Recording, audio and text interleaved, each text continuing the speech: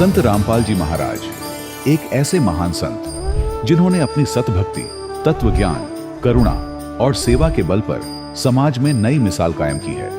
संत रामपाल जी महाराज की अगुवाई में उनके सभी सतलोक आश्रमों से समाज कल्याण के अद्भुत कार्यों ने समाज को सुनहरे भविष्य की एक नई उम्मीद दिखाई है। संत रामपाल जी महाराज से नाम दीक्षा लेने के बाद लाखों लोगों की लाइलाज बीमारियां जैसे कैंसर, एड्स आदि ठीक हुई। संत जी के ज्ञान से प्रेरित होकर उनके अनुयायियों ने लाखों यूनिट रक्तदान किया। संत जी ने लाखों बहन बेटियों का दहेज मुक्त विवाह करवाया।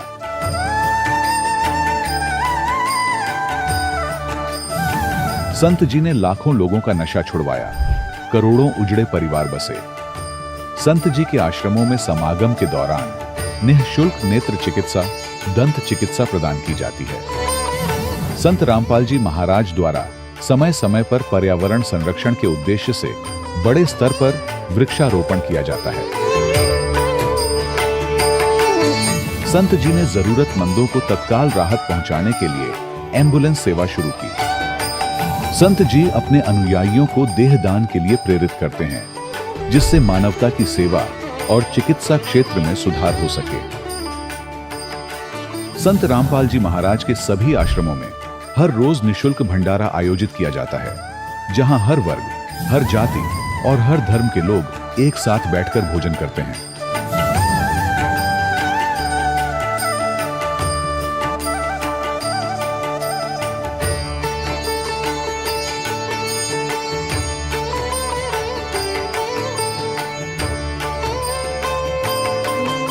संत रामपाल जी महाराज की अन्नपूर्णा मुहिम ने गरीब और बेसहारा लोगों के जीवन में एक नई ऊर्जा और उम्मीद को जन्म दिया है। घर घर खाद्य सामग्री और जरूरी मदद पहुंचाकर संत रामपाल जी महाराज ने लोगों को दुख और मजबूरी से लड़ने की ताकत प्रदान की है।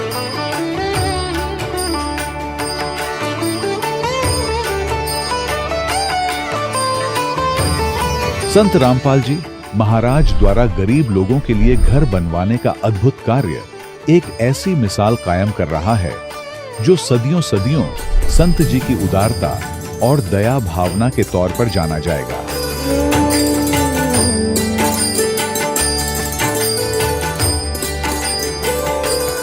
संत रामपाल जी महाराज के आश्रम में हजारों बुजुर्गों को सम्मान और प्यार के साथ जीवन जीने का अवसर मिलता है। उनके खाने, रहने और स्वास्थ्य की पूरी जिम्मेदारी संत रामपाल जी महाराज उठाते हैं। अनाथ बच्चों के लिए संत रामपाल जी महाराज के सभी आश्रम किसी वरदान से कम नहीं। यहाँ उन्हें शिक्षा, संस्कार और भविष्य के लिए बेहतर अवसर प्रदान किए जाते हैं। चाहे बाढ़ हो, भूकंप या महामारी, संत रामपाल जी महाराज और उनके अनुयायी हमेशा ही जरूरतमंदों के लिए सबसे आगे खड़े रहते हैं। कोविड महामारी के दौरान संत रामपाल जी महाराज के आश्रमों से करोड़ों लोगों के लिए भोजन, दवाइयां और जीवन रक्षक सामग्रियां उपलब्ध कराई गई। चाहे गरीब की मदद हो या किसी शोषित और पीड़ित वर्ग के हक और सम्मान की लड़ाई, संत रामपाल जी महाराज ने हमेशा ही उनकी दबी आवाज को सरकारों तक पहुंचाया है और उन्हें उचित न्याय दिलवाने में अहम भूमिका अदा की है। समाज में आध्यात्मिक और सामाजिक मूल्यों के प्रति जागरूकता लाने में संत रामपाल जी महाराज हर कदम पर मानवता के सच्चे सेवक साबित हुए हैं। संत रामपाल जी महाराज का जीवन हमें सिखाता है कि सच्ची सेवा वही है जो निस्वार्थ भाव से की जाए। आइए हम भी इस महान सेवा के कार्य में इस महान संत से जुड़ें और संत रामपाल जी महाराज से नाम दीक्षा लेकर अपने जीवन को धन्य बनाएं।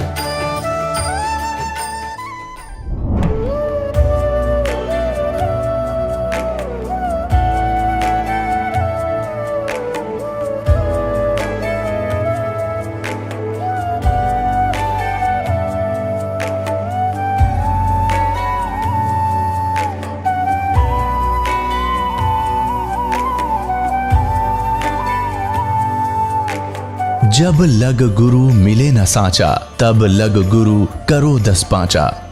क्या गुरु बदल सकते हैं? क्या गुरु बदलने से पाप लगता है? अध्यात्म के इस मैदान में आखिर सही गुरु कौन है? गीता जी में वर्णित तत्वदर्शी संत कौन है? इन सभी प्रश्नों के उत्तर जानने के लिए अवश्य सुनिए जगत गुरु तत्वदर्शी संत रामपाल जी महाराज के मंगल प्रवचन। सत साहिब दर्शकों, अध्यात्म का सही मार्ग और सही मार्गदर्शक न मिल पाने के कारण ही लोगों को अपने कष्ट और समस्याओं को भुगतना पड़ता है। अमरोहा उत्तर प्रदेश की रहने वाली पिंकी जी भी उन्हीं लोगों में से एक हैं। इनके पिताजी नशे की लत से ग्रस्त थे। माताजी और नानी जी को भी कई बीमारियों ने घेरा हुआ था। दुख तो मानो इनकी जिंदगी में अनचाहे मेहमान बनकर हर दिन दस्तक दे रहे थे। लेकिन कहते हैं ना, मनुष्य को जब सही मार्गदर्शक मिल जाए तो जीवन को एक नई दिशा प्रदान होती है। ऐसा ही कुछ इनके साथ भी हुआ जब इनके पिताजी को मिली अध्यात्म मार्ग के सच्चे मार्गदर्शक तत्वदर्शी संत रामपाल जी महाराज जी की शरण, जो वर्तमान समय में सभी के विघ्नों का निवारण कर रहे हैं। आप भी आश्चर्यचकित हो जाएंगे कि विघ्नहर्ता संत रामपाल जी महाराज जी की शरण ग्रहण करने के बाद पिंकी जी ने अपने जीवन में कई चमत्कारिक परिवर्तन महसूस किए और सर्व दुखों का निवारण अपने आंखों होता देखा है। संत जी द्वारा दी गई सतभक्ति के फलस्वरूप ही आज ये सुखी जीवन व्यतीत कर रही हैं। अब आप स्वयं ही सुनिए पिंकी जी के जीवन परिवर्तन की सच्चाई। उनकी आप बताइए। नमस्कार जी। सर साहिब जी। क्या नाम है जी आपका? पिंकी चौधरी। कहाँ से आए हैं आप? यूपी अमरोहा से। संत रामपाल जी महाराज से नाम दीक्षा आपने कब ली? 10 जनवरी 2014 को। संत रामपाल जी महाराज से नाम दीक्षा लेने से पहले आप क्या भक्ति साधना करते थे? मैं संत रामपाल जी महाराज से नाम दीक्षा लेने से पहले शंकर भगवान जी की भक्ति करती थी और बचपन से ही करती थी, जैसे उनके व्रत रखना। लेकिन परमात्मा की जो बंदी छोड़ सतगुरु रामपाल जी महाराज है, उनकी दया इतनी हुई कि मैं किसी और अन्य देवी देवताओं को नहीं मानती थी सिवाय शंकर भगवान जी के। मैं उनके ही व्रत रखती थी और किसी गुरु के चक्कर में नहीं पड़ी थी। मुझे कोई मोक्ष के बारे में या किसी गुरु के बारे में कोई जानकारी नहीं थी। शंकर भगवान जी की भक्ति करते करते आपको क्या क्या लाभ हुए? लाभ पहले तो कुछ नहीं पता था कि इनसे ये लाभ भी दे सकते हैं या नहीं दे सकते, लेकिन मुझे कोई लाभ नहीं हुआ है। जो मेरी मम्मी पापा थे, मेरे पापा जी बहुत ड्रिंक करते थे, मम्मी इतनी बीमार रहती थी, बहुत ज़्यादा बीमार रहती थी, लेकिन उनसे कोई लाभ नहीं हुए। मैं यही सोचती थी, हे शंकर भगवान जी मेरे पापा की ड्रिंक छुटवा दो, हमारी आर्थिक स्थिति सही हो जाएगी, लेकिन कोई लाभ नहीं हुआ मुझे। संत रामपाल जी महाराज के बारे में जानकारी आपको कहाँ से मिली? मेरे मामा जी हैं, वो संत रामपाल जी महाराज जी से नाम दीक्षा लेकर गए हुए थे। उन्होंने मुझसे कहा था, क्योंकि मैं अपने मामा जी के घर पे गई हुई थी, गर्मी की छुट्टी थी। वो सत्संग सुनते थे बंदी छोड़ सतगुरु रामपाल जी महाराज जी का।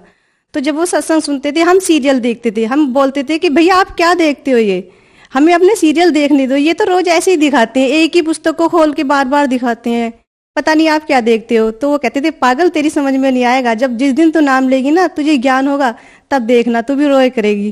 तो मैंने बोला नहीं नहीं ऐसी कोई बात नहीं है। तो फिर अगले दिन उसने कहा, एक काम करते हैं कि हम जो बुआ जी को लेकर चलते हैं, क्योंकि मम्मी बहुत बीमार रहती थी और बुआ जी ठीक हो जाएंगी। मैं बोला भैया एक काम करो, तुसी जो है ना मम्मी नू लेके नहीं जाओ, पापा जी नू लेके जाओ, क्योंकि पापा जी हमारे ड्रिंक करते थे और अगर पापा जी शराब पीनी छोड़ देंगे ना तो हमारा सारी फैमिली अच्छी हो जाएगी।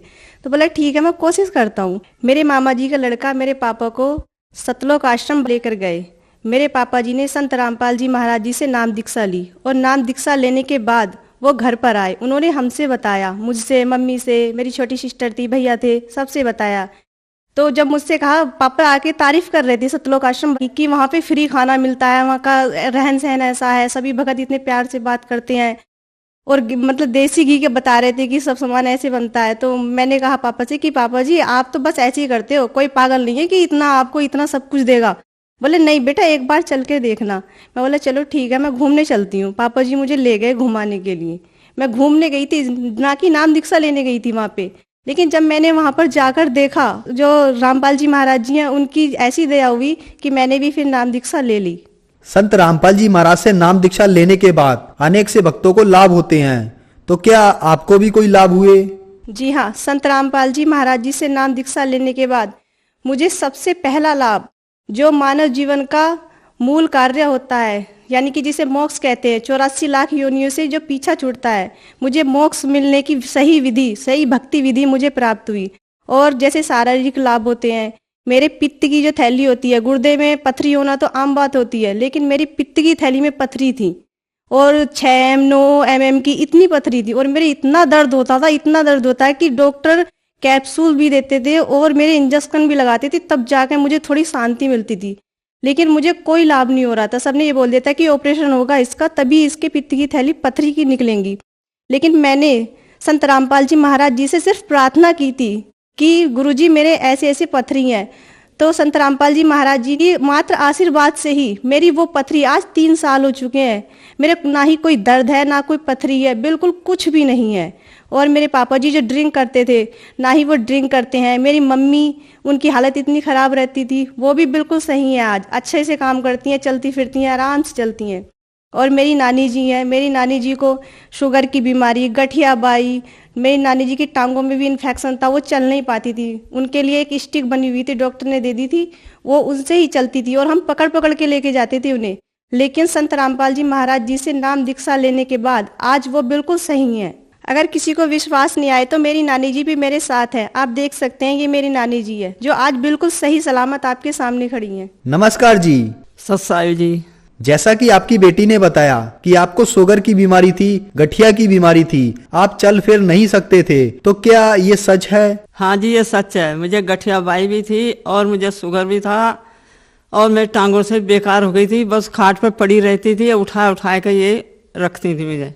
आज मैं बिल्कुल सही हूँ, सिर्फ सतगुरु रामपाल जी महाराज के आशीर्वाद से ही सही हुए, उनसे प्रार्थना लगाई थी। संत रामपाल जी महाराज से नाम दीक्षा लेने के बाद आपको बहुत लाभ प्राप्त हुए। आप भगत समाज को क्या संदेश देना चाहेंगे? जी, मैं भगत समाज से हाथ जोड़कर प्रार्थना करना चाहती हूँ कि जो आप दर दर की ठोकरें खाते हैं, कोई शिव जी की भक्ति करता है, कोई किसी और की भक्ति करता है, तो आइए और संत रामपाल जी महाराज जो हरियाणा में बैठे हुए हैं, जैसे हमारे परमात्मा कहते हैं कि पूरा पश्चिम उत्तर दक्षिण फिरदा दाने दाने नू, सर्वकला सतगुरु साहिब दी हरियाणे हरियाणे नू। तो परमात्मा हरियाणा में आए हुए हैं, उन्हें पहचानो। क्योंकि आज जो शिक्षित समाज है, पहले तो ये धर्मगुरु हमारा बेवकूफ बनाते थे, हमारे जो दादा परदाता है वो पढ़े लिखे नहीं थे, लेकिन समाज तो शिक्षित है। हमारे जो सदगुरु रामपाल जी महाराज जो वेद शास्त्र खोल कर बता रहे हैं कि भगवान कौन है, उसकी पहचान करो। और सभी शास्त्र यही बताते हैं कि जो कबीर साहब है वो पूर्ण परमात्मा है। हमारी गीता जी प्रमाण के साथ बता रही है कि जो कबीर साहब है वो ही पूर्ण रूप से पूर्ण भगवान है, पूर्ण ब्रह्म वही है। सभी से मैं हाथ जोड़कर प्रार्थना करना चाहती हूँ कि संत रामपाल जी की शरण में आओ और उनसे नाम दीक्षा लेकर अपना कल्याण करवाओ। धन्यवाद जी। सत साहिब।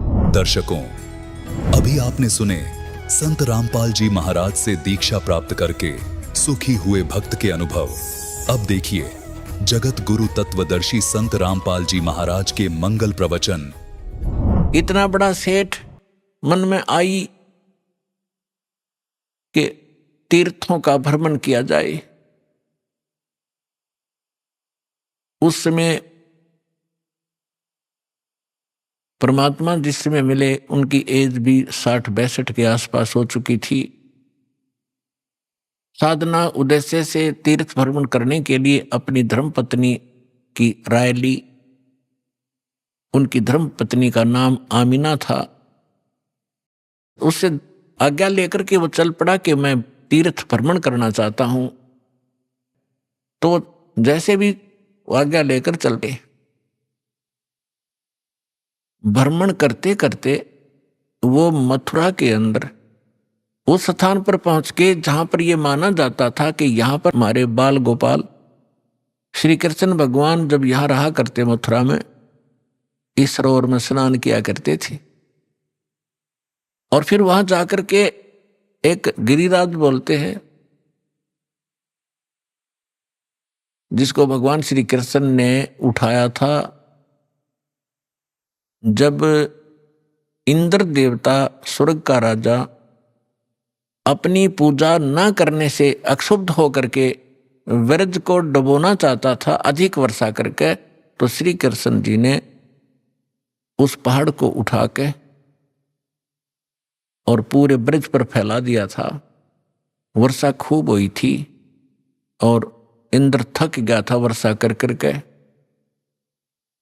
और वो कुछ बिगाड़ नहीं सका ब्रज का, तब उसने अक्षमा याचना की थी।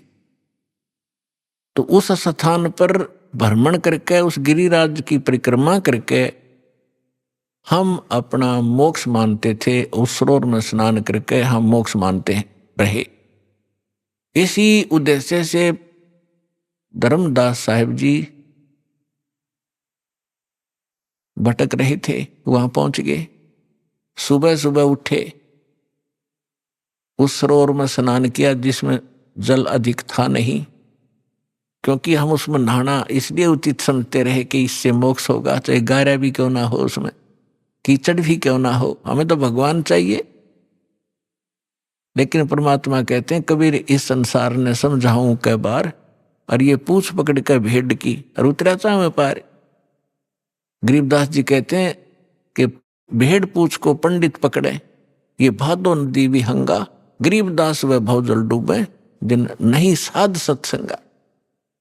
जिनको संत नहीं मिलते, सत्संग नहीं मिलता, तो वो भवजल के अंदर ऐसे डूब जाते हैं जैसे भादो के अंदर नदियां, भादो महीने में बहुत जबरदस्त वर्षा होती थी और सभी दरिया बहकर चल पड़ती थी, फुल स्वयं पर ओवरफ्लो हो करने को हो जाती थी।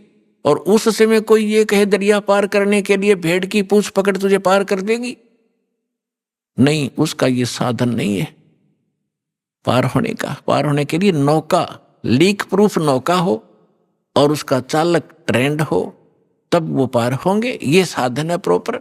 और जो साधनाएं आप कर रहे हो, परमात्मा बताया करते थे कि ये तो भेड़ की पूंछ पकड़ा रखी तुम्हारे कोई नकली गुरुओं ने, तुम्हें डबोएंगी, तुम भौजल में डूब जाओगे, ऐसे चक्रव्यूह में फंस जाओगे, 84 लाख योनियां भोगोगे, तुम्हें समझ में नहीं आएगा।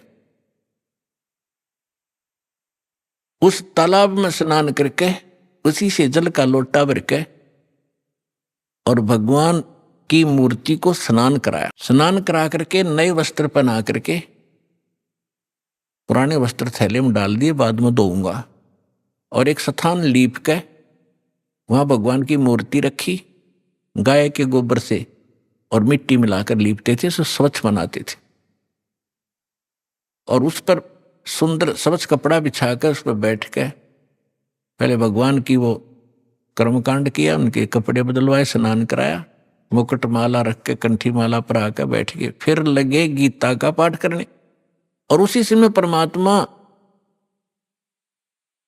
बनारस में आए हुए थे। वैसे तो वो एक सेकंड के अंदर, सेकंड के भी कुछ फ्रिक्शन में जहां चाहे पहुंच जाए अपने पूरे ब्रह्मांडों में, एक सेकंड फ्रिक्शन ऑफ सेकंड, और असंख्य रूप बना ले, वो समर्थ है।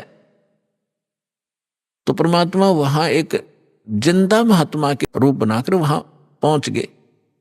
अब जिंदा महात्मा मुसलमानों में अधिकतर होते हैं जो काला और कोट पहनते हैं और सिर पर काला ही एक टोप होता है, जैसे गोल गोल से चोटे वाला।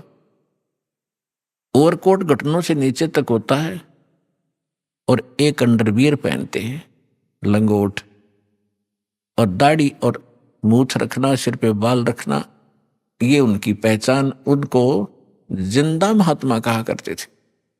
और जिन भी महापुरुषों को मिले हैं इस वर्तमान में, आदरणीय धर्मदास साहिब जी को, आदरणीय मुरुगदास साहिब जी को, आदरणीय नानक साहिब जी को, आदरणीय दादू साहिब जी को, आदरणीय गरीबदास साहिब जी को, आदरणीय घीसा दास साहिब जी को, इन सब को ये मिले हैं जिंदा महात्मा के रूप में। आदरणीय रामानंद जी को मिले हैं, वो उस समय जो प्रगट थे, 5 वर्ष की आयु का शरीर दिखा रहे थे, उस में मिले। तो इनको सभी को जिंदा महात्मा के रूप में मिले हैं। दर जिंदे का रूप सैल वृंदावन कीनी, तहां मिले धर्मदास करते हैं बहुत अधीनी। भगत का एक गुण होता है कि बहुत प्यार से, विनम्र भाव से बात करता। जहां भक्ति की चर्चा चलती है तो परमेश्वर जाके थोड़ी दूरी पर बैठ के जिंदा महात्मा का रूप बनाकर, क्योंकि वो हिंदू थे और परमात्मा की वेशभूषा उस समय उस धर्मदास की दृष्टि से एक मुसलमान की थी, इसलिए उनकी क्रियाओं को दूर से देख रहे थे। जब धर्मदास जी ने सब क्रियाएं की और फिर लगा गीता का पाठ करने, जब परमात्मा 10 फुट की दूरी पर बैठ के रेत में अलग से वो अपना आसन उसन लगा कर बैठा है, तिलक लगा रखा। वैष्णो साधु की जो पहचान होती है, गले में तुलसी की एक मणिये की माला, कंठी बोलते हैं, वो पहन रखी, और वैष्णो संत जैसी वेशभूषा बनाकर वो बैठा। तो परमात्मा ने काफी सब कुछ सुना। धर्मदास जी ने सोचा कि एक मुसलमान भक्त, एक साधु, साधु भी भक्त ही होते हैं, क्योंकि वो भगवान के लिए भटक रहे होते हैं। जितने भी आज संत बने हैं ये पहले भगत थे, और फिर नटपट का ज्ञान सुन लिया इधर उधर से, फिर इन थोड़े से मैच्योर हो गए, इन थोड़ी बहुत बोलने की शैली सुधार ली, और ये संत बन गए, बाकी श्रोता हो गए। सारा का खिचड़ी ज्ञान है ही आपके समक्ष है। तो परमात्मा सुनते रहे। धर्मदास जी ने सोचा बड़ी ध्यान से सुन रहा भाई, आज तो ये हो सकता है इसका ज्ञान समझ में आ जाए, इसका कल्याण हो जाए। अब जैसे गीता अध्याय नंबर 4 के श्लोक नंबर 25 से लेकर 30 तक यही फैसला दिया है गीता ज्ञानदाता ने, कि जो भी जैसी साधना करा अपनी उस साधना को पापनाशक जानता है। पापनाशक मीन मोक्षदायक। पापनाश होंगे तो भी मोक्ष होगा। आगे यदि उसको पता हो या ठीक नहीं है, तुरंत त्याग दे, कोई भी ना करे उस कार्य को। तो धर्मदास जी ये सोच बैठे थे कि हमारा जो धर्म है, हमारा जो धर्म है, धार्मिक क्रियाएं, ये सर्वश्रेष्ठ हैं, मुसलमानों से श्रेष्ठ है। इस दृष्टिकोण से उसने देखी रुचि। तो उस दिन डेली जो गीता का पाठ करता था, उस दिन 7वें अध्याय का उसका नंबर था, उसमें से पढ़े, उसका हिंदी अनुवाद भी पढ़ा, फिर 8वां अध्याय भी पढ़ा, फिर 15वां भी पढ़ा, और भी कई चुने चुने से शब्द उसने श्लोक सुनाए और उसका व्याख्यान करके सुनाया। प्रतिदिन 1 घंटा साधना करता था, उस दिन 3 घंटे लगा दिए। और परमात्मा ऐसे करे जैसे बड़ा रुचि ले रही है। जब उन्होंने सब क्रिया कर ली तो परमेश्वर ने कहा कि हे महात्मा जी, देखो पुण्यात्मा, इस काल जालिम ने हमारे साथ कैसे जुल्म कर दिया। हमारे पिता ने हमारे निकटाने के लिए अब कैसे छल छिद्र करने पड़ते हैं, कैसे बहुरूपीय का काम करना पड़ता है। उस 2 कौड़ी के जीव धर्मदास को तो कहते हैं हे महाराज जी, और स्वयं कहते अपने आप को कबीर दास। मैं दास हूं, मैं भटका हुआ हूं, और मैं सब महापुरुषों के पास जा चुका हूं, परमात्मा के लिए घर से निकला हूं, और मुझे कोई सही मार्ग मिल नहीं रहा। आज मैंने आपका ज्ञान सुना, कुछ मेरा खिंचाव हुआ, मैं आपसे परमात्मा की जानकारी चाहता हूं। अपने आत्माओं, जब ऐसे अधीन होकर कोई पूछता है तो हमारी इच्छा बनती है कि बताएं इसको, ये तो भ्रमित है। हिंदू मुसलमानों को इसलिए बुरा मानते थे कि ये मांस खाते हैं, अहिंसा करते हैं, पापी बने हुए। तो इस दृष्टिकोण से उन्होंने समझाया कि इसके पाप बच जाएंगे यदि हमारे धर्म को स्वीकार कर लेगा। तो धर्मदास जी ने कहा कि कैसा लगा ज्ञान, कि बस पूछो मत, गदगद हो गया हूं। कबीर परमात्मा बोले, और मैं दीक्षा लेना चाहता हूं आपसे। मालिक को पता था कि इतना बुद्धिमान है, ये ऐसी गलती करेगा नहीं। तो धर्मदास जी ने कहा, देखो जी, मैं तो भक्त हूं, और मेरे गुरु जी हैं रूपदास जी, वैष्णव परंपरा से मेरा संबंध है। हम रामकृष्ण की पूजा किया करते हैं, और मैं उनसे दीक्षा दिला सकता हूं आपको। मैं दीक्षा का अधिकारी नहीं हूं। यदि कोई अनधिकारी दीक्षा देता है वो यूजलेस होती है, और वो स्वयं भी दोषी होता है, और सामने वाले को भी, शिष्य को भी कोई लाभ नहीं हो सकता। इसलिए मैं आपको दीक्षा नहीं दे सकता, आप मेरे गुरु जी के पास चलिए।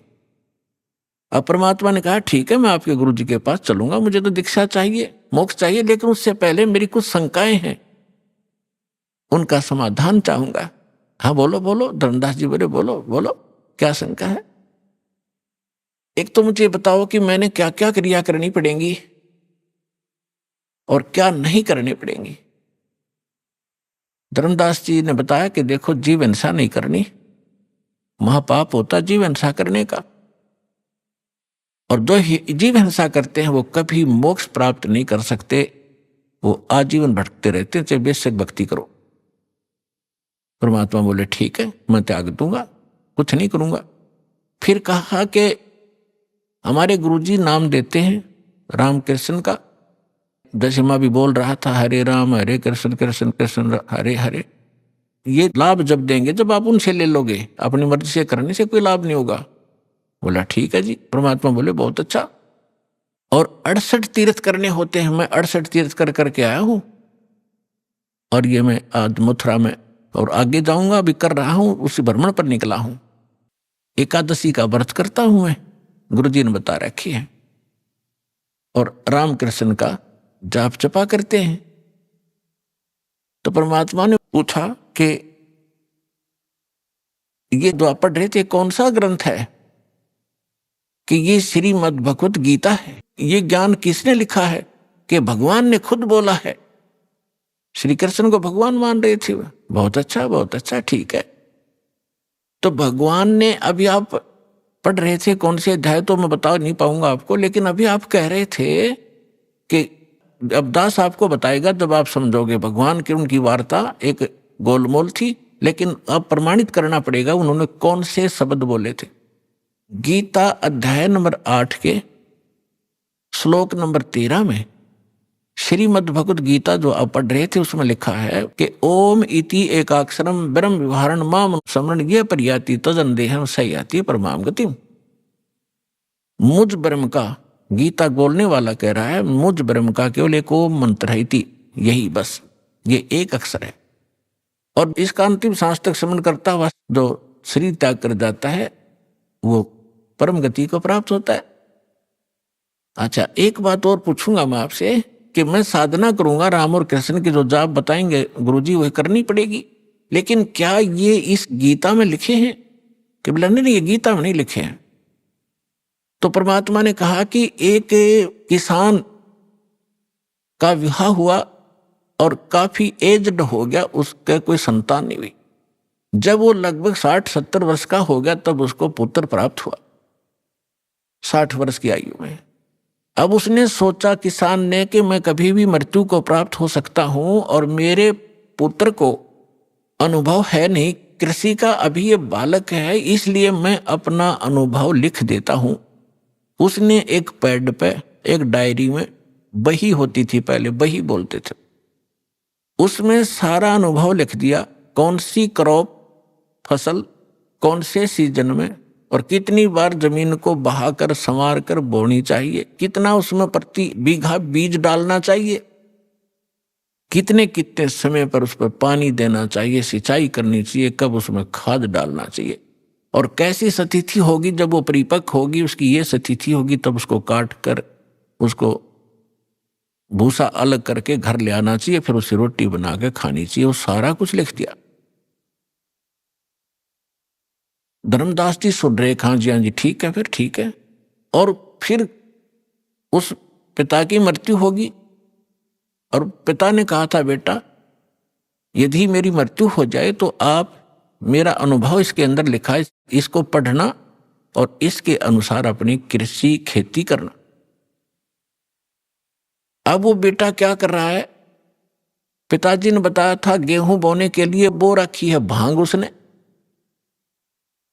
पिताजी ने बोला था कि इसमें अरहर की दाल बीजना, उसने बीज रखा वहां पर घास दतूरा। तो क्या वो किसान का पुत्र धनी हो जाएगा या वो वस्तु प्राप्त कर लेगा? उसका पिता बता के गया था कि नहीं, ऐसा कभी नहीं हो सकता।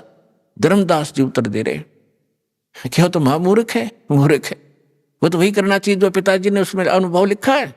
परमात्मा बोले, गीता का ज्ञान आप बताते हो, भगवान ने बोला। आखा जी, और भगवान ने इसमें लिखा नहीं। जो मंत्र जाप आप करते हो, जो क्रियाएं आप करते हो, व्रत रखते हो, 6 अध्याय के 16वें श्लोक में व्रत को भी बना किया। आप एकादशी के दिन भूखे मरते हो, तो आप उस किसान के पुत्र से कम है क्या? शतब्द हो गया धर्मदास, क्योंकि पुण्यात्मा पहली बार चाहे कितनी सच्ची बात समझा दे पर अंदर स्वीकार्य नहीं होती, उसका रिएक्शन होता है। और लेकिन वो जख्म बना देती है अंदर, ऊपर से चाहे वो कितना बड़बड़ कर ले, लेकिन अंदर जगह बन गई। तो धर्मदास जी थोड़े से नाराज हुए। परमात्मा बोले, देखो जी नाराज ना हो, मैं तो एक शंका का समाधान चाह रहा हूं, आप मेरी शंका का समाधान नहीं करोगे तो कैसी बात बनेगी। धर्मदास चुप हो गया और मन में यह सोच रहा कि तो मुसलमान है, ऐसी बात करेगा ही करेगा। चुप हो गया, मुंह फेर लिया। थोड़ी देर फिर परमात्मा ने कहा कि देखो मेरी बात का प्रश्न का उत्तर तो दो, तभी तो मैं मानूंगा, मेरी गलती हो तो क्षमा करो। परमात्मा ने कहा कि जिस सरोवर में आपने स्नान किया है और इसको मोक्ष मांगते हो, ये आपका तीर्थ स्थल है, इसके अंदर कितने जीव जंतु हैं? आपने स्नान किया, रगड़ रगड़ कर मार डाले करोड़ों, और देखिए लोटा भर के लाया था पानी का जिससे आपने ये स्थान लीपा है, इसमें कितने जीव जंतु देखो तेरे इस लोटे में देख ले। और तूने जो भगवान की मूर्ति के स्नान कराने के लिए छान कर लाया था, तू जब छाना था उसमें कितने जीव थे तेरे छालने में, वो सारे मर गए। और आप कहते हो जीव हिंसा नहीं करते। तो इतना कहकर परमात्मा अंतर ध्यान हो गए, उसकी अरुचि देखकर। अब धर्मदास जी को परमात्मा हृदय में छेद कर गया और पकड़ लिया दिल उसने। हाँ भाई, गीता में है नहीं राम डरे ढोरे, हरे कृष्ण राधे श्याम सीता राम राम साध राधे श्याम मिला दे। तो खा खा साधना 16 में जाके 23वें श्लोक में 24वें श्लोक में गीता में परमात्मा ने बताया उसी दौरान। अभी आप पढ़ रहे थे, आप कह रहे थे कि जो शास्त्र विधि को त्याग कर मनमाना आचरण करते हैं उनको ना सुख होता है, ना कोई सिद्धि प्राप्त होती है, ना उनकी गति होती है। उसके लिए शास्त्र ही प्रमाण है, उसके कर्तव्य और अकर्तव्य की व्यवस्था में, उसके अतिरिक्त किसी की मत मानो। तो है तुम्हारे शास्त्र में कहीं पर यह नाम? धर्मदास जी स्तब्ध हो गए, सिर घूम गया। और फिर भगवान सामने से अंतर ध्यान हो गए तो वो और ज्यादा चिंतित हो गए कि इतना विद्वान पुरुष, भगवान तो नहीं माना उसने, लेकिन ये जरूर मान लिया कोई महापुरुष सिद्धि वाली थे और कितना बढ़िया ज्ञान बताया। और मैं महामूर्ख, आगे ज्ञान सुना नहीं, मेरी मंदबुद्धि, दुर्भाग्य मेरा। और ये कैसा गंदा ज्ञान मेरे अंदर समा चुका है, मैंने सत्य ज्ञान को स्वीकार नहीं किया। ऐसी बहुत गलानी बनी, लेकिन अब बने क्या? रोने के सिवा कुछ शेष नहीं था। सारी रात करवट ले ले रात बिताई और रह रहकर पर अर्ज की, हे भगवान उस महात्मा को फिर मिला दे।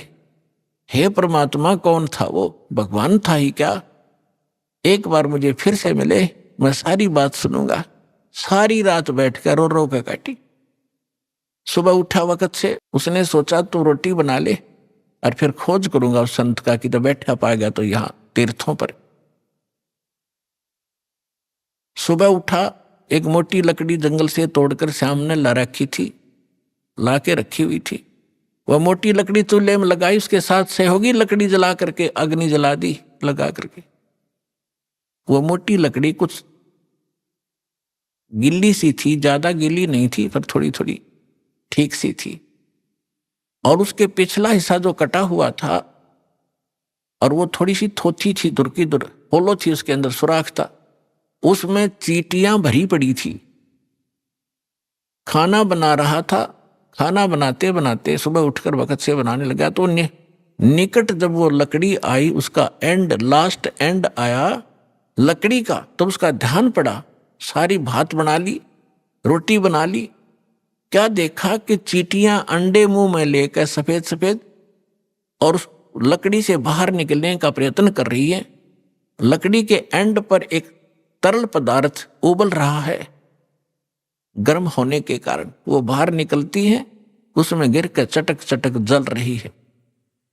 जब धर्मदास जी ने देखा कि वो तेरे की आज तो अनर्थ हो गया, आज तो जुल्म हो गया, इस सारे भात में ना जाने इतनी लंबी लकड़ी में 2-2.5 फुट की लकड़ी जल गई है, इसमें तो करोड़ों चींटी मर गई विद एग समेत, अंडों समेत मर गए हो। भगवान, आज जैसा पाप अपराध मुझसे कभी नहीं हुआ होगा। तुरंत शेष लकड़ियों को बुझा, जल डाला। अब सोचा कि इस पाप से बने हुए अन्न को मैं कैसे खाऊं, आज तो बहुत अपराध हो गया।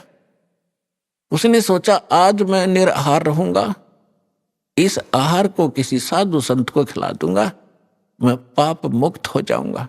भक्त श्रद्धालु जैसी उनकी आत्मा अलाउड करती है उसी तरह अपने को पाप मुक्त करने की वो चेष्टा किया ही करते हैं, शायद ऐसे बच जाऊं। अब सारे उस भोजन को लेकर थाली में रखकर और चला संत की खोज में। हम साधु संत किसको मानते हैं? या दाढ़ी बड़ी हो, सिर पे बाल हो बड़े बड़े, लाल कपड़े पहन रखे हो, गले में माला हो, या कतीनी वस्त्र हो, राख लपेट रखी हो, लंगोट पहन बांध रखा हो ओनली, या मूंड मुंडा रखा हो, कति गोटम गोट हो, लाल कपड़े अवश्य हो, हम ऐसे को संत मानते हैं। तो परमात्मा ने ऐसे एक साधु का रूप बनाया, लाल कपड़े पहन के, दाढ़ी मूछ थी ही, जैसे ये ऋषि में ऋषि वागर हिंदुओं के, ऐसे बैठ गए एक वृक्ष के नीचे। धर्मदास जी की नजर पड़ी कि हाँ संत बैठे हैं। जाते ही थाली रखती और कहा भगवान भोजन पाओ, दास का भोजन पाओ। परमात्मा बोले रख दे भाई। धर्मदास मुझे भूख लगी है।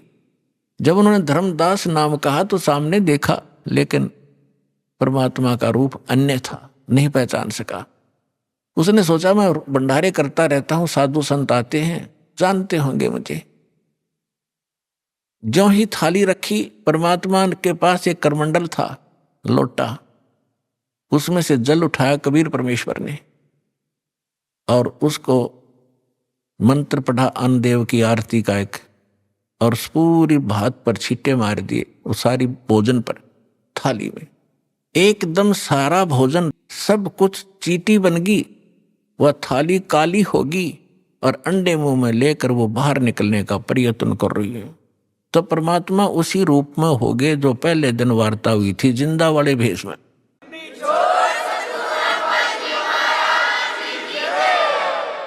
तब धर्मदास जी ने देखा कि सचमुच ये तो वही महापुरुष है। तब परमात्मा ने कहा, रे अत्यारे, कल क्या कह रहा था तो कि जो जीव हिंसा करते हैं वह कभी मोक्ष प्राप्ति नहीं कर सकते, और तेरे से तो कसाई भी अच्छा, तो कसाई से भी बुरा तने कितने जीव मार दिए। चरणों में गिर गया, पैर पकड़ दिए, कहा भगवान ज्ञान बता दो, हम तो अंधे हैं, हमारी बुद्धि तो कति झेरे कुएं जैसी है। जो ज्ञान हमने आज तक सुना और उसी को हम सत्य मान रहे थे, आपका ज्ञान पहली बार सुनने से मन को स्वीकार्य नहीं हुआ। हे भगवान, अब मैं आपका सारा ज्ञान सुनूंगा। तब परमात्मा उनको लगे बताने अपने आत्माओं, जैसे तुलसीदास जी ने लाखों वर्ष पहले घटी घटना रामायण वाली अपनी दिव्य दृष्टि से देखकर अपनी भाषा में उसको पुनः एज इट इज चित्रार्थ कर दिया, जो आज पूरे हिंदू समाज को मान्य है। घटना वही है, सिर्फ भाषा में अंतर कर दिया, कोई अंतर नहीं। इसी प्रकार परमेश्वर कबीर जी को प्राप्त होने के उपरांत परमेश्वर ने गरीबदास जी का ज्ञान योग खोल दिया। अब ये जो हमारी जो दिव्य दृष्टि है, ये समझो एक दूरबीन है जो दूरदर्शी होती है, सूक्ष्मदर्शी होती है, ऐसी दूरबीन समझो। और इसकी अक्षमता होती है, एक तो ऐसी दूरबीन होती है आधा किलोमीटर तक ही कुछ देख सकती है, एक ऐसी होती है नक्षत्रों तक तो देख लेती है यहां बैठे। तो इसी प्रकार जो तुलसीदास जी की जो दिव्य दृष्टि थी वो सूक्ष्म दूरदर्शी थोड़ी अक्षमता की थी, और गरीबदास जी के को प्राप्त जो दिव्य दृष्टि थी उसने असंख्यों युग पहले का ज्ञान, और आज से 600 वर्ष पहले जो भगवान के साथ घटना घटी और भविष्य का जो ज्ञान उन्होंने अपनी अमृतवाणी में बताया। तो उसके आधार से आपको थोड़ा सा वर्णन करते हैं, क्योंकि महापुरुषों के मुख से उच्चरित वाणी और इस दास के मुख से आप तक पहुंचेगी तो ये एक असर करेगी न्यारा। जैसे एक तो वचन कहे एक सिंपल मैन कि यहां से बरवाला से लेकर जींद तक रोड बना दो, और एक का यहाँ का मुख्यमंत्री, जनसाधारण मेरे जैसा से सारा दिन कहें जाओ अधिकारियों ने जाके कि ये वहां से वहां तक रोड बना दो, कभी नहीं बनेगा। और वो एक बार कहेगा, अगले दिन काम शुरू हो जाता है। इस प्रकार उसके वचन में शक्ति है। इसी प्रकार संत परमपिता का नुमाइंदा होता है, प्रतिनिधि होता है, उसके पास परमेश्वर की शक्ति होती है, उसके आदेश से वो काम शीघ्र होता है। दर्जन दे का रूप शैल वृंदावन कीनी, तहां मिले धर्मदास करते हैं बहुत अधीनी। गरीबदास जी अपनी अमृतमयी वाणी में भगवान से प्राप्त उस दिव्य योग से, दिव्य दृष्टि से देखा हुआ एज इट इज बोल रहे, लिखवा रहे हैं। दास उसको सुना रहा है। बहुरंगी वरियाम कामनी कामी सोई, दर सतगुरु का रूप धनी उतरे हैं लोई।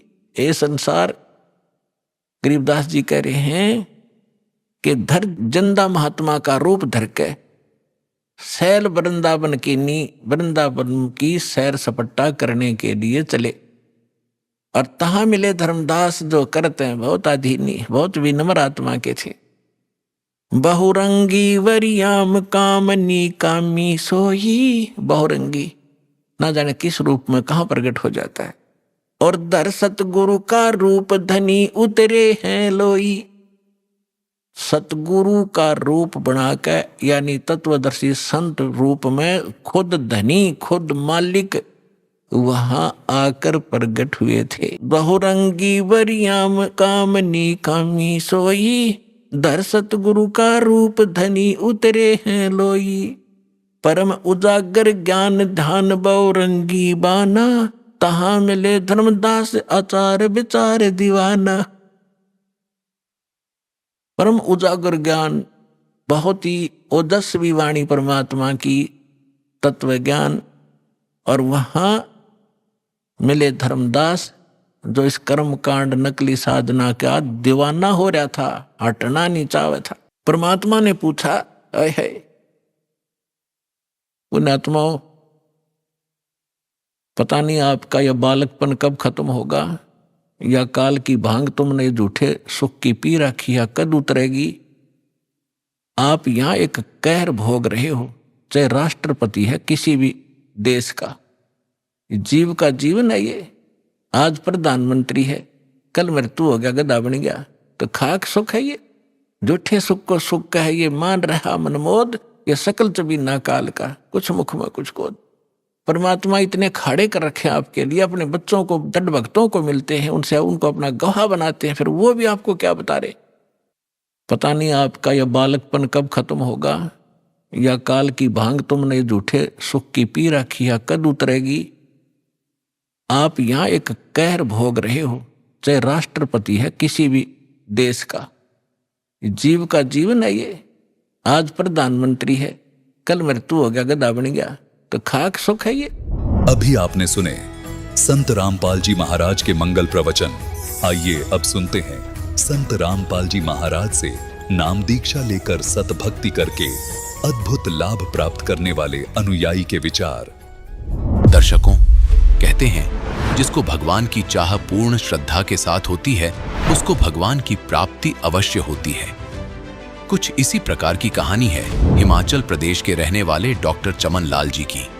ये 1957 से ही आनंदपुर साहिब के कबीर पंथी महात्मा से जुड़े थे। एक दिन कुछ अनहोनी घटना हुई। जब चमन लाल जी ध्यान मग्न थे तो इन्हें एक आवाज सुनाई दी कि एक सत्संग का आयोजन करो, जिसमें एक महात्मा आएंगे जिन्हें तुम अनाज और कपड़े देना। चमन जी ने ठीक ऐसा ही किया। निर्धारित समय पर वह महात्मा आए और चमन जी से बात हुई। जितने में चमन जी उन महात्मा को समझ पाते, उतने में ही महात्मा के रूप में आए परमात्मा अंतर्ध्यान हो गए। फिर एक दिन इन्हें वही परमात्मा दिखाई दिए और बताया कि आप कबीर साहिब जी की जो भक्ति करते हैं वह सही नहीं है। अगर शास्त्र अनुकूल भक्ति करनी है तो आप हरियाणा के संत रामपाल जी महाराज जी से नाम दीक्षा लो। उसके पश्चात चमन जी ने संत जी के द्वारा लिखित पुस्तकों को सभी धर्म के सद्ग्रंथों से मिलाया और सच्चे ज्ञान को परखकर सही गुरु से नाम दीक्षा ली, जिसके बाद इन्हें वास्तविक पूर्ण परमात्मा कबीर साहिब जी को प्राप्त करने का सही मार्ग मिला और वह वास्तविक मंत्र मिले जिससे मोक्ष संभव है। अब सुनिए चमन जी के भक्ति सफर की कहानी, उन्हीं की जुबानी। सर नमस्कार। सत साहिब। क्या नाम है आपका? डॉक्टर चमनलाल। डॉक्टर साहब कहाँ से आए आप? मंडी हिमाचल प्रदेश से। सर संत रामपाल जी महाराज से कब जुड़े आप? पूर्ण पिता परमात्मा संत रामपाल जी महाराज से मैं 2012 में जुड़ा। क्या करते हैं आप? मैं कॉलेज में सर्विस करता था। सर आप एक एजुकेटेड पर्सन हैं, संत रामपाल जी महाराज से आप जुड़े हैं, आप हिमाचल प्रदेश से, और आपने हरियाणा में संत रामपाल जी महाराज से नाम दीक्षा क्यों ली? क्योंकि जब मैंने सारा अध्ययन किया, सारी किताबें लाई, जैसे गुरु ग्रंथ साहब, वेद, कुरान, बाइबल और दूसरी किताबें लाई, और उसका अध्ययन किया और उसको टैली किया, और साल 1.5 साल मैंने उसका अध्ययन किया।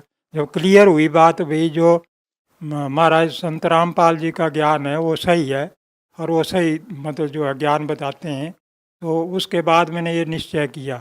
संत रामपाल जी महाराज से नाम दीक्षा लेने से पहले आप क्या भक्ति साधना करते थे?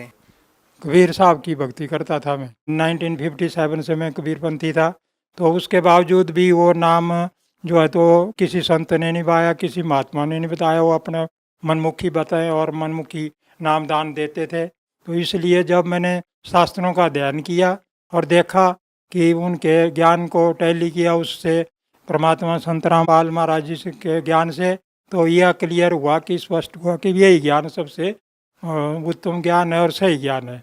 तो इसलिए मैंने निश्चय किया कि वहाँ से मैंने नाम दान लिया। सर संत रामपाल जी महाराज जी की शरण में आने से पहले आपके साथ क्या कोई अनुभव ऐसा है जिसको आप शेयर करना चाहेंगे? हाँ जी है सर। ऐसा था भाई, मैंने 1957 में कबीर साहब का नाम दान लिया था। कहाँ से नाम दान लिया आपने? आनंदपुर साहब के एक महात्मा थे कबीरपंथी, वो मंडी में आए थे हमारे वहाँ एरिए में, तो उनसे मैंने नाम दान लिया था। और उसके बाद लगातार मैं उस भक्ति को करता रहा, बड़ी ईमानदारी से, बिल्कुल मतलब ठीक तरीके से पूरी समय उसके लिए देता था। जब ऐसा चलता रहा तो एक दिन मैंने ये निश्चय किया 2009 में कि कुछ पाठ रखा जाए, तो मैंने बीजक का पाठ शुरू किया और कुछ स्मीर्ण शुरू किया, और ये 3 महीने तक चलता रहा। 3 महीने में जब मैं ऐसे बैठा था ध्यान में, तो एकदम जो है तो आवाज़ आई, वे बेटा आप जो एक सत्संग रखो और एक महात्मा आएगा, उसको आपने अनाज और कपड़े देने हैं। तो उसके बाद मैंने एक सत्संग रखा और हर महीने रखना शुरू कर दिया, जैसे सेकंड संडे को, तो उसके बाद मंथ के सेकंड संडे को, तो वो चलता रहा लगातार। एक दिन ऐसा लीला हुई महाराज की कि स्वयं कबीर साहब जो है तो मेरे घर में आ गए। उस वक्त वहाँ 100 कर आदमी मौजूद थे। उनके समक्ष वो आए, मनुष्य के रूप में थे, हमने पहचाना नहीं उनको। उन्होंने पीछे पूछा, मैं उन दिनों प्रधान था पंचायत का। उन्होंने कहा प्रधान चमनलाल का घर का है, तो उन्होंने बताया ये घर है। तो आ गए, तो वहाँ एक महात्मा आए थे खरसिया से, वो कुछ कलेक्शन के लिए आए थे, कुंभ के लिए। तो उनको हमने डिप्यूट किया भी आज आप सत्संग करेंगे। तो वो सत्संग कर रहे थे। उसके बाद सत्संग खत्म था, तो जैसा महाराज ने पीछे मुझे बताया था भी जो भी महात्मा कोई आएगा उसको अन्न भी देने खिलाना है, भोजन खिलाना है और कपड़े देने हैं। तो उसी तरह मैं कपड़े देने अंदर गया, कपड़े लाने उनको और भोजन दें। उतने में बाहर खड़े हो गए कबीर साहब, और उन्होंने बात नहीं की, वो खड़े रहे। किसी मुझे मेरे ब्रदर है वहाँ, उसने बताया कि कोई आया है। तो मैंने उनसे हाथ जोड़े और कहा जी सत्संग स्थल इस साइड है, तो आप उस साइड चलो, पर सत्संग खत्म हो चुका है। तो उस साइड वो चुपचाप चले गए और पीछे खड़े हो गए। मैं उतने में कपड़े लेकर गया, मुझे ये आभास नहीं था ये भी परमात्मा है या कोई ऐसी बात है। तो मैं जिस वक्त उनके पास बैठा हो कपड़े देने, तो उनकी तरफ कुछ ध्यान दिया, तो ऐसा लगा मन में भी ये कोई खास चीज़ है, कोई विशेष आदमी है या विशेष महात्मा है। तो मैंने ऐसे जैसे किया, हाथ जोड़े और नमन किया मन में, और सोचा भी अभी पूछता हूँ मैं। उतने में उनको कपड़े देते देते वहाँ 10-15 मिनट लग गया। वो एकदम जैसे नज़र टली, तो उससे गए और मेरा गेट है बड़ा घर का लोहे का, उसको लांग के अंदर चले गए। पीछे बाहर लोग खड़े हुए आंगन में, वो देखते रहे भी, बिना पूछे बेला बोले चले गए अंदर। उतने में मैं चले गया पीछे से। तो उन्होंने कहा जी अंदर चले गए, गेट लांग के, और गेट बंद कर दिया। जब मैं अंदर गया तो अंदर जाकर देखा सब गए और वो अंतर ध्यान हो गए वहाँ से। और फिर उसके बाद मुझे बड़ा दुख हुआ मैं कई दिन तक सोचता आ रहा उसके बारे में, भाई मैंने बड़ी गलती की ना, उनके पाँव छुए, कौन थे, या ये मन में रहता था ये है तो परमात्मा ही हो सकते हैं। फिर भी क्लियर नहीं थी बात, भी कैसे क्लियर किया जाए। तो मैंने डेली जो साधना करता था, जब साधना सुबह शाम करनी तो ये प्रार्थना जरूर करनी, भी मुझे बताना प्रभु भाई वो आप थे कि कौन थे। इस तरह साल भर चलता रहा। साल के बाद जो है तो एक दिन वो आ गए, और जैसे मैं साधना में बैठा था और सामने हम आ गए, उसी रूप में आए जो फोटो में होते हैं। तो उन्होंने बोला बेटा मैं आया था, आपके ने पहचाना नहीं, तो इसलिए जो है आपको संत रामपाल महाराज हैं वहाँ आप जाओ और वहाँ उनसे नामदान लो। जिस टाइम पे आपको कबीर साहब जी ने दर्शन दिए उस टाइम पे आप आनंदपुर धाम से जुड़े हुए थे। हाँ जी, आनंदपुर धाम से जुड़े हुए थे। और उसके बाद कबीर साहब जी ने आपको कहा कि आपको संत रामपाल जी महाराज जी से नाम दीक्षा ले लेनी चाहिए। हाँ, आपको वही सही नाम दीक्षा है। कबीर साहब ने मुझे बताया भाई आप जाओ बेटा और वहाँ से आप नाम दीक्षा लो, और जो आज तक आपने भक्ति की है उसका भी आपको लाभ मिला है, आगे भी उसका लाभ उसमें इंक्लूड होगा। पर सही भक्ति वो है और वो उसको शुरू करो लेकर, नामदान लेकर। तो क्या आपको लगता है कि आपको जो कबीर साहब जी के दर्शन हुए वो आनंदपुर धाम से नाम दीक्षा लेने के बाद हुए, तो आप इसका क्रेडिट किसको देंगे? नहीं, वो तो चलो पता नहीं, ये ईश्वर को पता है क्रेडिट का, परंतु इतना जरूर था मैं लगातार मगन रहता परमात्मा की ये में, तो शायद उन्होंने कृपा की मेरे को और सही रास्ता बताने के लिए उन्होंने ये सारी लीला रची थी। सत्संग रखा, पहले रखवाया और कहा महात्मा को दो भोजन, कई महात्मा है, कईयों को मैंने कपड़े रोटी दी, पर ये पता नहीं था भी भोजन और जो मैं कपड़े दे रहा हूँ कौन महात्मा सही है। तो वैसे वैसे वो खुद ही आ गए, फिर खुद उन्होंने भोजन किया। जब वो भी क्लियर हुआ तो फिर वो डाउट रह गया भाई क्या पता हो सकता है कौन था, या मेरे को कोई वहम है, कौन अंतर्ध्यान कैसे हुए, क्या हुआ, तो वो भी उन्होंने क्लियर कर दिया। आकर मैं ही आया था और आपने मुझे पहचाना नहीं, और उन्होंने क्लियर। फिर उसके बाद भी मैं कुछ दिनों तक अध्ययन कर रहा था। कापियाँ पर किताबें मैंने 25,000 रुपये की खरीद ली थी पहले, वेद 2 बार मंगवाए मैंने और उनका अध्ययन किया और उससे टैली किया। महाराज जो परमात्मा संत रामपाल जी से उनके सारे किताबें मैंने लाई थी, उनको टैली किया उससे। तो उसके बाद भी मैं ये सोचता रहा भी जब कबीर साहब मेरे सामने घर में आए तो मेरी भक्ति सही है। तो जिस वक्त उन्होंने फिर दोबारा मुझे दर्शन दिया और उन्होंने बताया बेटा वो आपको वहीं जाना पड़ेगा, वही सही भक्ति है, तो आप बरवाला जाओ और जो है तो परमात्मा संत रामपाल जी से ही जो सही आपको नाम दीक्षा देंगे उसको ग्रहण करो, उस पर चलो, और आपकी जो पिछली भक्ति है उसमें इंक्लूड होगी, जो आपने कमाई की है वो भी आपकी उसमें इंक्लूड होगी, उसमें आपको कोई भी संशय करने की जरूरत नहीं है। सर, आपने संत रामपाल जी महाराज से नाम दीक्षा किस लिए ली थी? आपका मोटो क्या था? आर्थिक लाभ प्राप्त करना, मानसिक लाभ प्राप्त करना, या आप शारीरिक रूप से परेशान थे, या आप आध्यात्मिक लाभ पाना चाहते थे? आपने संत रामपाल जी महाराज जी को आखिर किस वजह से गुरु बनाया? खास वजह क्या थी? सर ऐसा है भाई, मुझे किसी धन की जरूरत नहीं थी, किसी लाभ की जरूरत नहीं थी, मैं सिर्फ भक्ति चाहता था, परमात्मा को पाना चाहता था। मेन उद्देश्य मेरा जीवन का शुरू से, जब से मैं नौकरी भी करता रहा उसमें भी यही रहा, और आज तक वही रिटायर हुए 25 साल हो गया लगभग मुझे, आज तक भी मेरा वही उद्देश्य रहा। परंतु ये है भी वो उद्देश्य वो तब तक जब तक मुझे सही भक्ति और सही स्मरण नहीं मिला था, सही नामदान नहीं मिला था, तब तक वो अधूरी थी। जब मैंने वहाँ से नामदान लिया, सही नामदान लिया, तो मेरा अपना आप ही बदल गया। बेशक ये था भी मेरे को किसी प्रकार की शारीरिक बीमारी नहीं थी, शारीरिक कोई दुख तकलीफ नहीं थी, ना ही मानसिक ना ही आर्थिक, मैं खुश था और खुशहाल था। परंतु उसके बावजूद भी कई ऐसे बदलाव आ गए जीवन में जिस जो कि मतलब बड़े सराहनीय है। जैसे मैंने कई बार इनकी लीला देखता था, ऐसे ही सोचता था। एक दिन मैं नवोदय जा रहा था, को 2 महीने पहले की बात है, देखा मैंने अपनी गाड़ी का पेट्रोल बिल्कुल ख़त्म था, और मैंने कहा चलो आगे पेट्रोल पंप आएगा, मैं ध्यान में चल नाम जपता जपता निकल गया वहाँ से, वो याद नहीं रही। आगे मंडी पहुँच गया, मंडी से भी जो है तो क्या ना ध्यान में ही नाम जपते जपते आगे निकल गया और पहुँच गया नवोदय। पेट्रोल था नहीं, गाड़ी चल रही है। जब वहाँ पहुँच गए तो वहाँ से मैं जब वापस आया तो वापस में भी उतना ही पेट्रोल, जब मंडी पहुँचा तो उतना ही पेट्रोल था। मैंने देखा भी डालना पेट्रोल, फिर मैंने तो वहाँ नहीं डाला, देख लिया मैंने मंडी, भाई पेट्रोल है नहीं। फिर मैं अपने घर के पास पहुँचा तो वो तब भी पेट्रोल वही था। 4 दिन मैं उस गाड़ी को चलाता रहा, पेट्रोल उतना ही रहा। उसके बाद वो पेट्रोल डाला मैंने। तो ये एक ऐसी ऐसी कई लीलाएं होती थी। महाराज की बड़ी कृपा रही हमारे पर और आज तक जो है तो अभी तो मैंने सतनाम ही लिया है, तो उसके बावजूद भी बहुत खुश हूँ मैं उनकी कृपा से। और हर तरह से वो हमारी रक्षा करते हैं, तो हम बड़ी खुशी से रहते हैं और बड़े मतलब हमें पूरी संतुष्टि है उस नामदान से, और भक्ति में भी तरक्की हो रही है।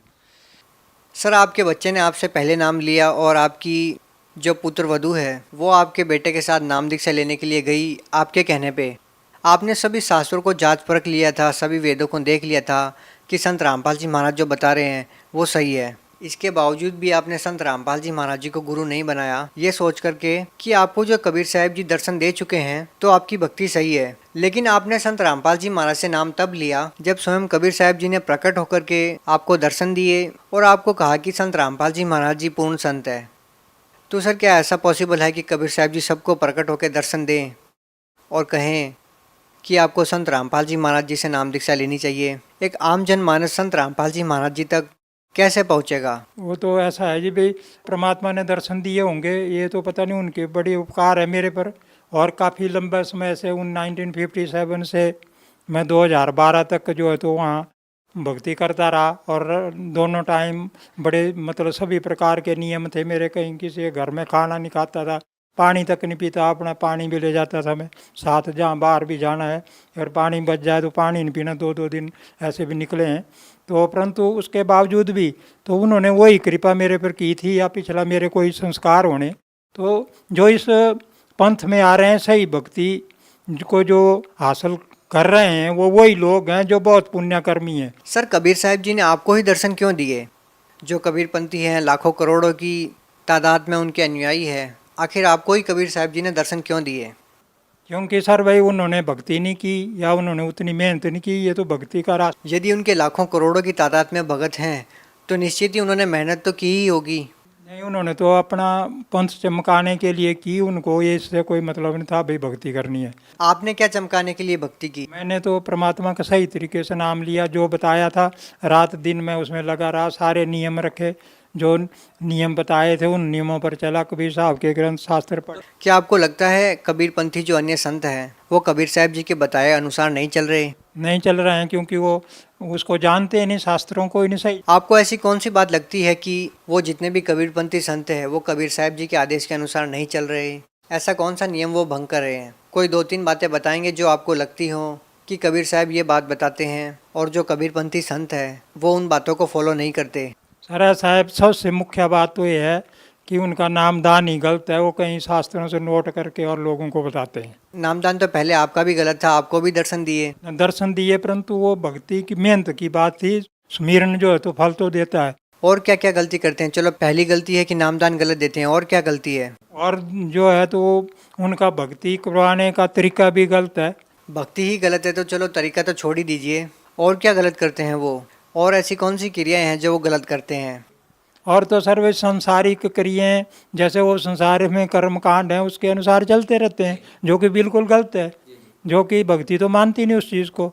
तो वो सबसे बड़ी गलती वो करते हैं कि वो संसार से उसके साथ भी रहना चाहते हैं और भक्ति कराना चाहते हैं, तो दोनों चीज़ें एक साथ नहीं चल सकती।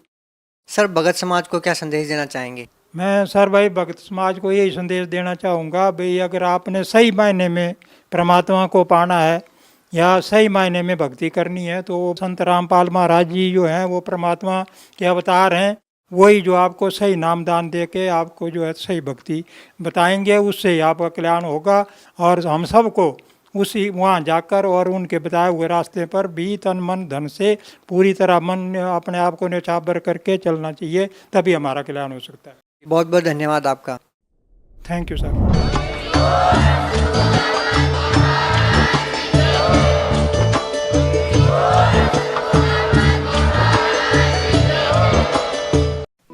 आप सुन रहे थे जगत गुरु तत्वदर्शी संत रामपाल जी महाराज के मंगल प्रवचन। अधिक जानकारी के लिए संपर्क करें।